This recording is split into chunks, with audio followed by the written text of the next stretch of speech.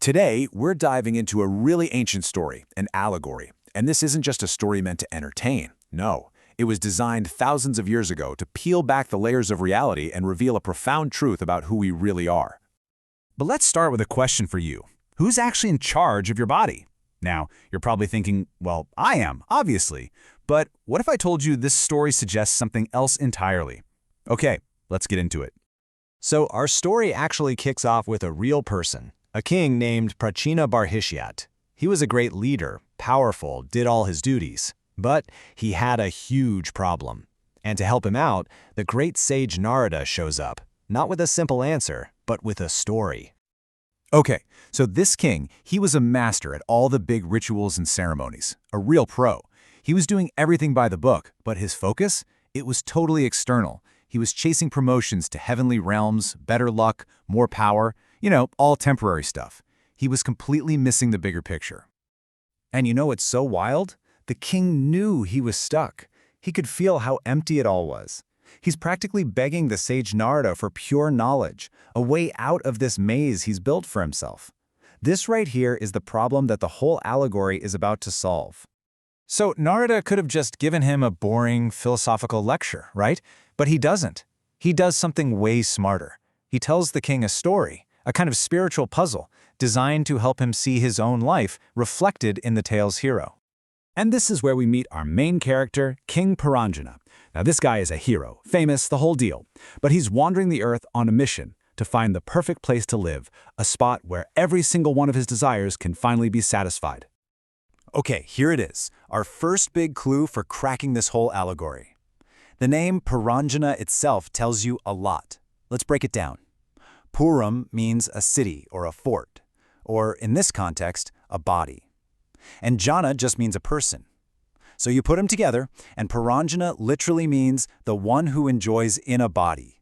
Boom! That's the soul. He represents you and me. So you see Puranjana's big search? It's really a metaphor for the soul's journey through all these different lifetimes. Trying out being a fish, a bird, you name it. Just looking for that one perfect body, that one perfect life where everything feels right. But everywhere he goes, it's the same story. Something's missing. That nagging feeling that this just isn't it. And right when he's at his lowest point, feeling totally defeated and about to throw in the towel, he sees it. Something absolutely incredible. A magnificent city that looks like it was tailor-made for him. I mean, just picture this. It's in this beautiful, perfect spot. It's got walls for protection, gorgeous parks, 9 different gates, and these incredible domes made of gold, silver, and iron. It looks perfect, right? Like this is the place to finally settle down and just enjoy. And this is where the first layer of the code gets cracked. The city, it's not a place at all. It's the human body. The walls, your skin. The towers, your head. And those 9 gates, well, those are the 9 openings in your body. Your 2 eyes, 2 nostrils, 2 ears, and so on. Even the metals are symbolic, representing the 3 modes of nature, goodness, passion, and ignorance, that color everything we experience. So, Puranjana, our soul, walks into this city, and who does he meet? The ruler, a breathtakingly beautiful woman who seems to be running the whole show. And it turns out she's also looking for a partner, a husband, to help her enjoy everything the city has to offer. But get this, her crew is, well, it's a little weird. She's got these 10 super powerful servants, and each one of them has hundreds of wives. On top of that, she's guarded by a 5-headed snake that is always awake. I mean, what is going on here? All right, time to crack layer number 2. The queen? She's our own material intelligence, our buddy. Her 10 powerful servants? Those are our 10 senses. 5 for taking in information, 5 for acting. And all those wives? Yep, those are the zillions of material desires that our senses dream up. And that ever watchful 5-headed snake? That's our life force, the very breath that keeps us going. So here's the kicker. The soul is about to team up with its own mind and senses. So Puranjana walks in thinking, I've found my kingdom, I'm the king. But the deal he's about to sign is going to flip the script completely. The king, who thought he found a home, is about to become its prisoner. He's absolutely mesmerized.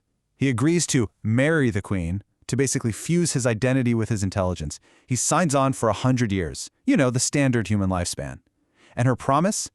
I'll give you everything you could ever want, through my servants. the senses. Sounds amazing, right?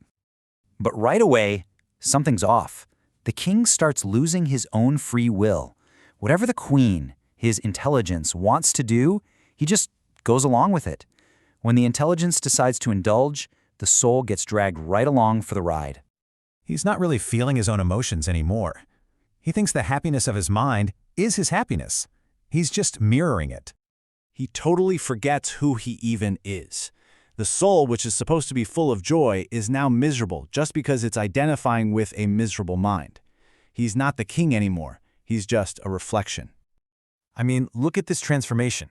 It is absolute and kind of devastating.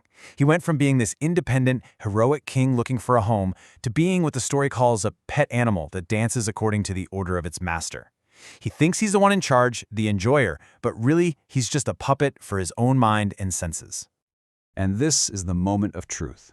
The real king, listening to this whole story, finally gets it.